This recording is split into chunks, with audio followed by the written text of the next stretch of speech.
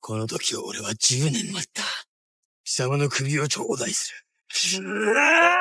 这是二刀流与一刀流的精彩对决。有人说这段打斗就是换壳的中国武侠，下面请跟着学徒的解说细细品。剑心所使兵器为一把逆刃刀，是一种刀刃在内、刀背在外的奇怪兵器，类似于内弧刀，如我国春秋时期流行的吴钩、西汉内弯的环手刀、西方的色雷斯长柄刀等，均属于内弧刀类型。剑心的逆刃刀是用来赎罪的，它以刀背对敌，不能杀人却可伤己。苍子所使兵器为打刀配斜插，斜插作为副武器长约60厘米，打刀作为主武器长度一般超过1米。打刀是当今最常见的日本刀，多用于步战，而太刀长度更长，弧度更大，多用于马战。不过二者的前身都是中国汉唐刀。苍子以坠修罗道，今日必取剑心首级。他拔刀出鞘，率先出手，右手长刀正劈，左手短刀横斩，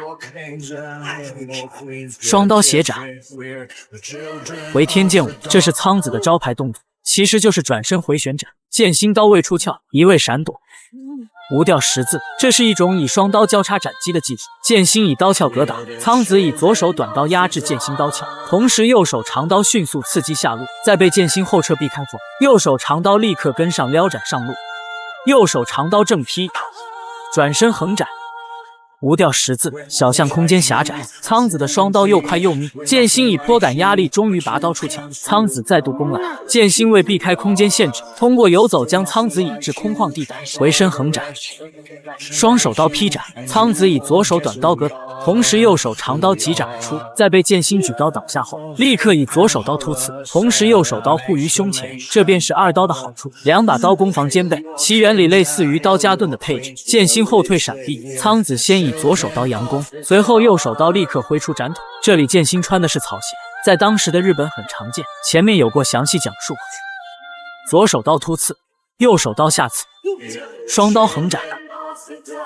左右刀连续斜斩。剑心以一招华丽的空翻避开斩击，苍子一刀砍在了石头上。苍子采用搏命的打法，二人兵器多次打体，想必早已卷刃。来到空旷地带后，剑心转手围攻，苍子右手刀斜斩，剑心再以撩刀化解后，当即以劈刺嘴格进攻，随后以身法绕至苍子嘴，并连续挥刀斩击。苍子以砍破砍，紧接着使出两记突刺，在被剑心避开后，右手长刀立刻围绕头部转换为劈斩动作，这是传武刀法的基本招式。缠头裹脑即持刀围绕头部肩部做缠裹动作，可在防守的同时迅速转入攻击。本片武指来自甄子丹的武术班底，所以会有很多中国武术动作。剑心挥刀挡下劈砍，随后朝苍子右路三连斩击，紧接着左路三连斩，下路刺腿，横刀斩胸。若非逆刃刀，想必苍子已然饮恨。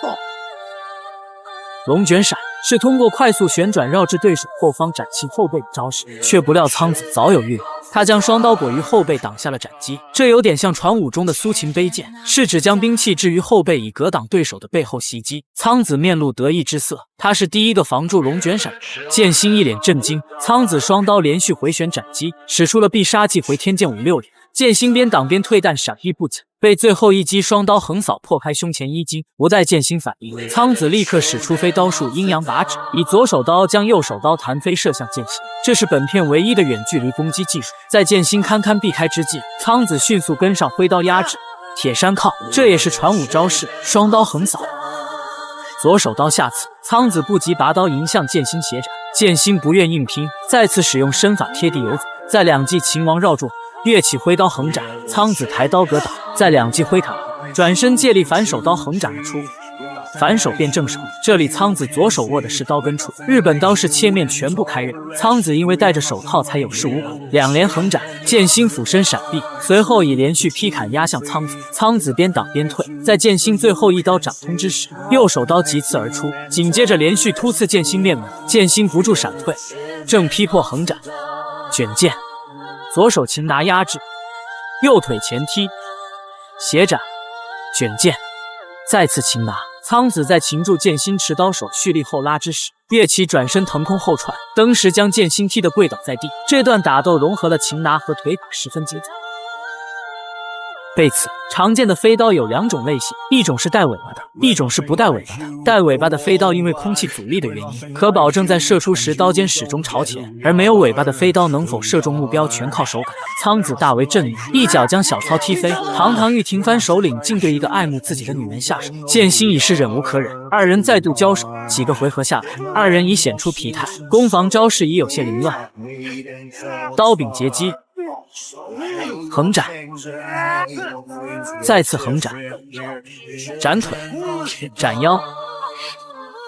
摔头，突刺，龙锤闪。苍子连吃重击，已成强弩之末。剑心双手持刀垂立身前，要用奥义9头龙闪终结战斗。从9个方位连续快速出刀，苍子已是避无可避，只能硬吃斩击。剑心认为苍子始终没能找到自身最欠缺的东西，最强者的称号不过是他的执迷不悟罢了。学徒以为，若非逆刃刀，苍子早已败了。但另一方面，剑心的逆刃刀与钝器无异，虽不是利器，但重击之下其威力甚至更大。苍子连吃数记重击，最后更是迫使剑心使出奥义，当真是皮糙肉厚。同时，学徒认为剑心与苍子的这段对决，不像是日本刀法，更像是明清单手刀技法。浪客剑心作为日本动作片，当真是个异类。数日前，在与师傅比古清十郎的最终对决中，剑心终于明白了自身最欠缺的东西，那便是珍惜自己的生命，而他也由此领悟了最终奥义。历任师傅都是以命引导徒弟击败自己，从而领悟，但比古却没有死，因为一方面剑心的刀是逆刃刀，一方面比古的实力对剑心而言近乎碾压。但可惜的是，剑心并没有沿用比古清十郎这个世代传承的名字，飞天御剑流传到剑心这一辈就此失传。剑心没有丝毫停留，他要赶赴铁甲战舰击败最终 BOSS 志志雄，却不料宗次郎再一次挡住了他的去路。